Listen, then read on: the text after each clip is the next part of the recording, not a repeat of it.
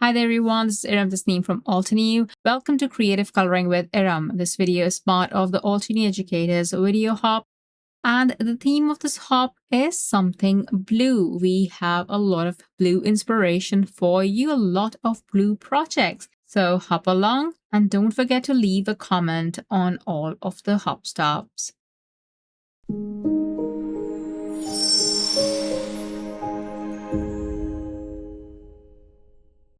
So I die cut an oval frame using the Frozen Moments Craft Alive PK.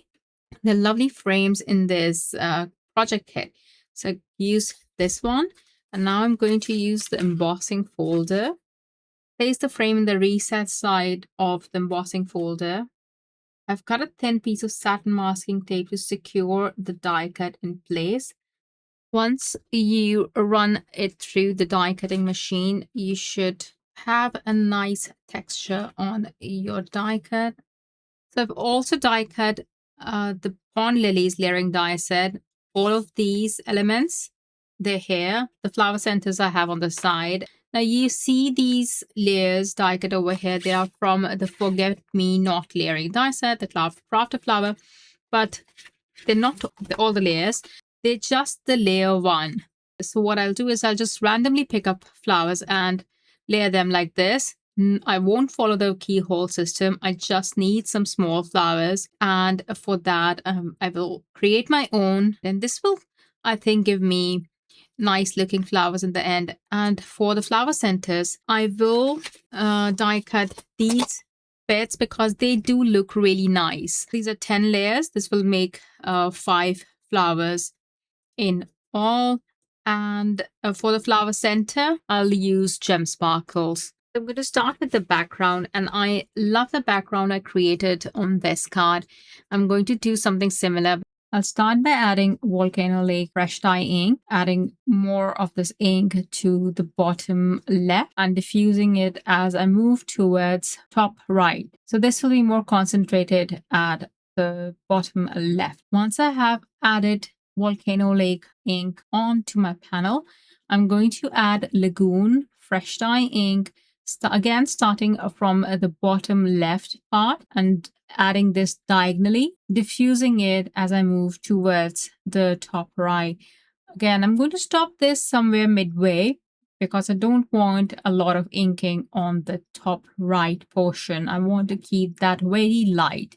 To change the tone of this ink, not too much, just slightly, I'm going to bring in Teal Tempest. For the Teal Tempest, I'm going to add it to the extreme bottom left, and then whatever ink I have on the blending brush, I'm going to swipe my brush all over the panel as much as I can, avoiding that top right portion so that I have the hint of blue, but not too much. I could use a blue ink if I want to, but I just want to keep these aqua teal tones and not take away from that color.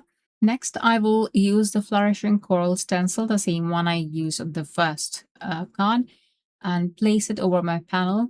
And I'll start with the lightest ink, which is the Volcano Lake. I will add this to the lighter portions so that the minty color of the Volcano Lake is visible, prominent in those areas. And that's going to pop up because I changed the tone of the panel to more blue.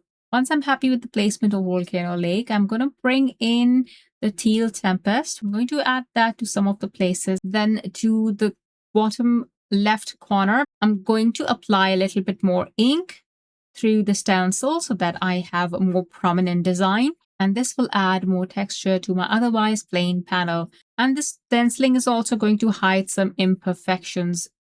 So I'm going to start with the lily pads. And let's add Volcano Lake in the center so that we have a light center, and bring in really dark Teal Tempest from the edges inwards, really saturated. And it's going to look good. We do not have to blend it too much. It will work on its own. Look how nice it looks. I did not do much. In fact, there's a very blunt brush mark here, but it doesn't look bad. If you think it looks bad, if you have the same mark on yours, you can absolutely go ahead and blend it. You can even have some of the cardstock showing the white base. I think it will just add to the look and add a bit of highlight. Once this dries, it will lighten. So you might want to add more inking. I can add dark night to the edges. Wherever there is a dent or notch, you can do this, add a bit of shading. So you do not have to because these will be tucked in. I'm just showing you some tips if you want to use these lily pads on their own with the lilies. I will apply this ink on the edges all over. For the flowers, I will use Volcano Lake Fresh Dye ink. I did start with Lagoon, but I then changed my mind because we don't have a lot of it on our panel. It would look, softer and more nicer. So all the lilies would have Volcano Lake Fresh Dye ink in the center of the flower. For the petal layers of the crafted flower, these are going to be super random. I'm going to pick up the inks that I have on my blending brush for the Volcano Lake and the Teal Tempest.